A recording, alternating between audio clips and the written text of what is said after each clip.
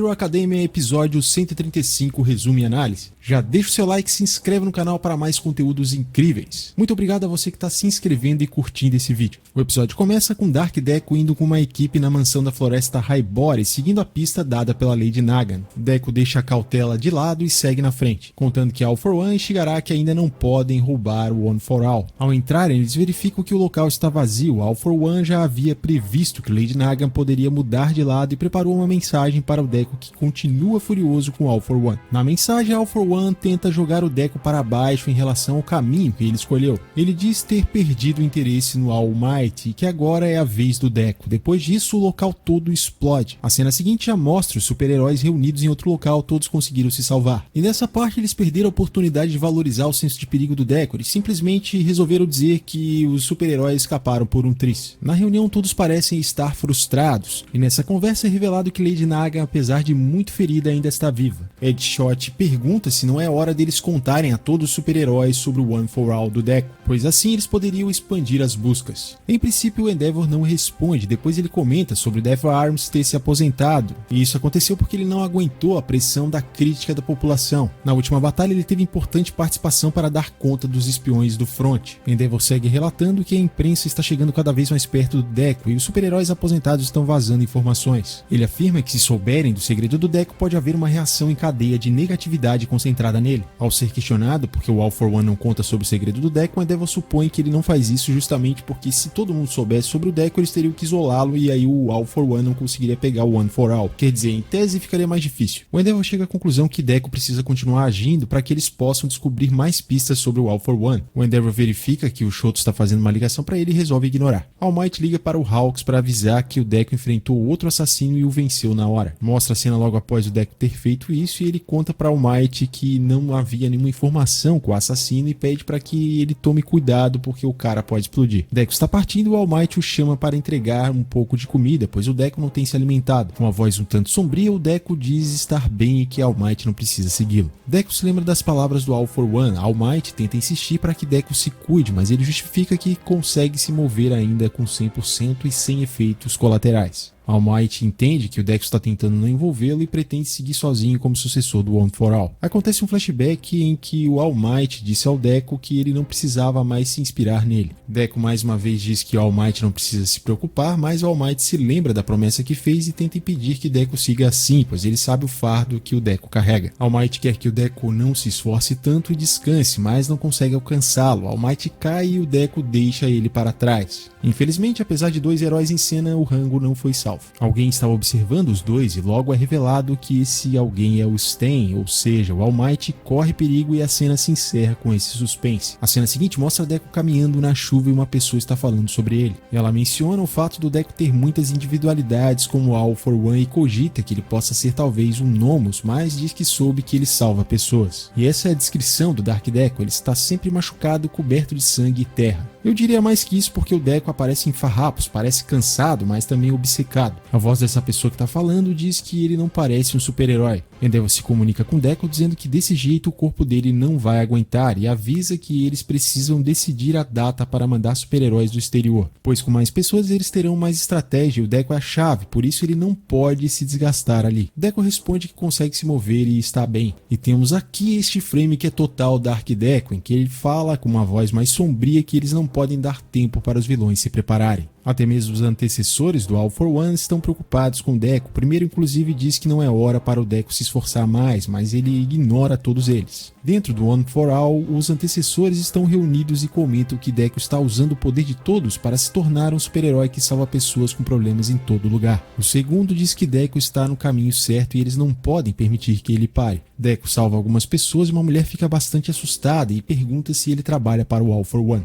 Ele se vira e responde que não, mas ainda assim as pessoas saem correndo assustadas. Deku salta e outra vez ele fala o nome do All For One, se questionando sobre o que ele quer fazer e onde ele está. Dark Deku está focado e obcecado em parar os vilões e evitar que eles machuquem mais alguém. Ele diz que precisa terminar o One for All para que todos possam viver em paz de novo e possam voltar a sorrir. Já exausto, Deku cai de joelhos, de repente ele pressente o perigo.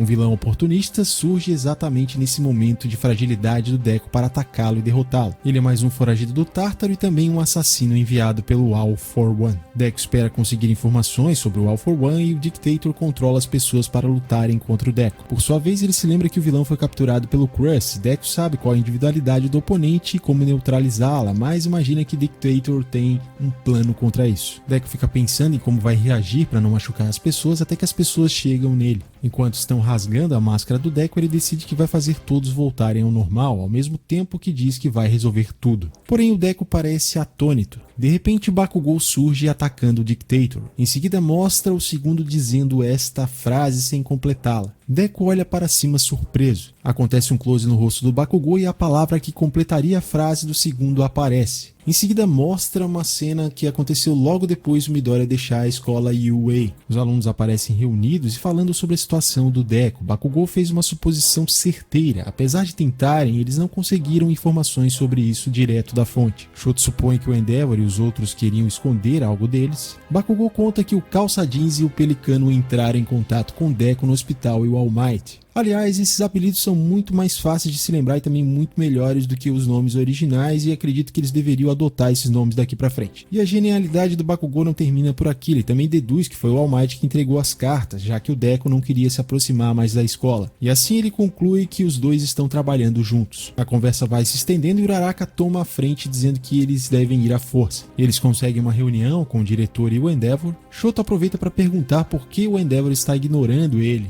e relembra o que eles deveriam fazer juntos. Em seguida, o Shoto comenta que o Endeavor deixou o Deku trabalhar com All Might. Bakugou reforça, mas diz que o Endeavor não conhece o Deku e ainda afirma que ele perdeu um parafuso pois não liga mais para si mesmo. Ele segue dizendo que o Deku sempre diz que está bem e o All Might, como é muito parecido com o Deku, não tem como pará-lo. E é justamente por isso que eles não podem deixar os dois sozinhos. Mostra uma cena do Hawks comunicando que o Deku despistou o All Might também e Endeavor mostra um GPS. Todos correm e conseguem pegar o GPS dele. Shoto diz não acreditar que o Deku não falou com ele sobre as preocupações do One for All. Os alunos decidem seguir o Deku e agir de acordo porque ele é amigo deles. Endeavor fica um pouco relutante e o diretor diz que concordou com a equipe. O diretor sabe da preocupação do Deku em não querer voltar por causa dos vilões, mas diz que não há problema se ele voltar, pois eles devem protegê-lo. Endeavor questiona sobre o retorno do Deku e como ficaria a segurança dos refugiados e fala que também existem pessoas hostis contra eles. O diretor responde que dará um jeito de fazer eles entenderem. Além disso, ele pede que todos se preparem para o festival escolar. O diretor menciona que eles reforçaram as barreiras para mais segurança, mas não usaram, e essa seria a chance de colocá-la à prova. Os alunos agora têm a missão de trazer o Deku de volta. E foi assim que eles chegaram na situação atual, liderados pelo Bakugou. Dictator é capturado pelos alunos. Acontece um alívio cômico quando a Momo chama ele por esse nome e ele acaba corrigindo ela. As pessoas voltam ao normal e Deku pergunta por que os alunos vieram atrás dele. Uraraka responde que eles estavam preocupados com ele